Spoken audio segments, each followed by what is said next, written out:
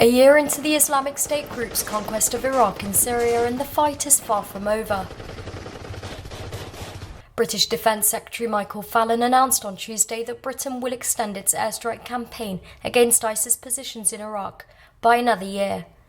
Although Britain's contribution falls under 5% of the coalition's total airstrikes, Fallon believes the move is well welcomed by America. During an unexpected visit to Iraq's capital, Baghdad, Fallon boasted of advances Iraqi forces had made with the help of Britain's fighter jets. People inside Iraq today have been reporting of losses incurred by Sahwa forces and Iranian-backed militias 18 kilometers east of Ramadi Hospital near Khaldiya. Gains have been made by the US-led anti-ISIS coalition, but the past year has also dealt various blows to the Iraqi army, who simply ran away in the face of ISIS gunmen in 2013 and faced a humiliating defeat in Ramadi last year. These developments speak to a different reality, which exposes the lack of leadership within Iraq's army. Power, it seems, lays predominantly in the hands of lawless militia units, many of whom are allied not only to Iraq but also to Tehran. Even the world's most sophisticated armies have been unable to degrade and destroy the group as initially pledged. Predictably, not everyone shares Fallon's optimism that air power can strengthen the ability of Iraqi troops to push back against ISIS. Similar doubts prevented British Prime Minister David Cameron from securing Parliament's vote on action in Syria last year. A second vote is set to happen in September later this year. Iran, Iran, we do not want you anymore. The people of the Qar will not remain silent. These are the chants that could be heard around Nasiriyah last Saturday. It seems that unrest in Iraq is reaching new heights, which raises new questions about the future political direction the country is headed in. Streams of people can be seen here protesting against Iranian infiltration and a government unable to provide to its people the most basic of services. Their outrage chants erupted onto the streets of Nasiriyah to relay stern messages to those at the top.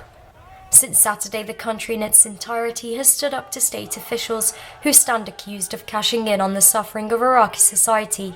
Residents of Baghdad, Babil, Basra, Najaf, Karbala and Slaymaniyah appeared united in their common demands for better services, an end to salty tap water and a solution to frequent power outages. Calls for the governor were also heard in a moment that mirrored Basra's 2011 rallies, also over electricity.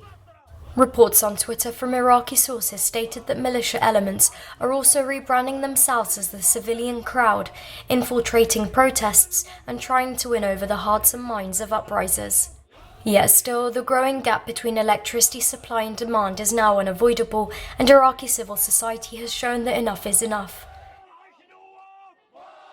Meanwhile, Abadi's administration continues to blame its predecessors for the fragility of Iraq's security sector. According to FRB sources, the average household receives 2 hours of running electricity between every 2 to 4 hours throughout the day.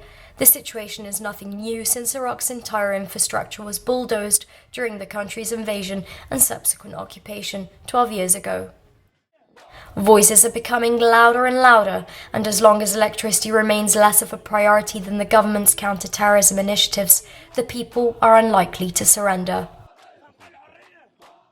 The prospect of bankruptcy that Iraq's federal government now faces has never seemed more likely. A report by British-based International Centre for Development Studies wrote that the imminent risk could generate greater problems than those the government is currently juggling. The report is by no means the first to flag up these issues. The unending fight against the Islamic State group has taken its toll on the country's fiscal budget, which many civilians believe has driven the country to the brink of bankruptcy.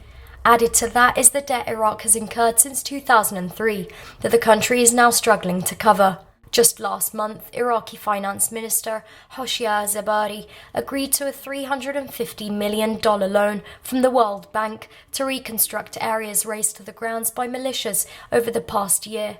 Yet the people in these areas are still awaiting reconstruction and improved services. The growing deficit, which the report describes as unjustifiable, has crept up to $50 billion, putting not only the government but also the working people of Iraq at risk, whose salaries could eventually be terminated. Growing instability has also made Iraq undesirable to giant oil companies who rushed to the scene of its oil fields back in 2003. Many of them today, including British Petroleum Company, have grown tired of recurrent delays and intractable violence which makes working in Iraq near impossible.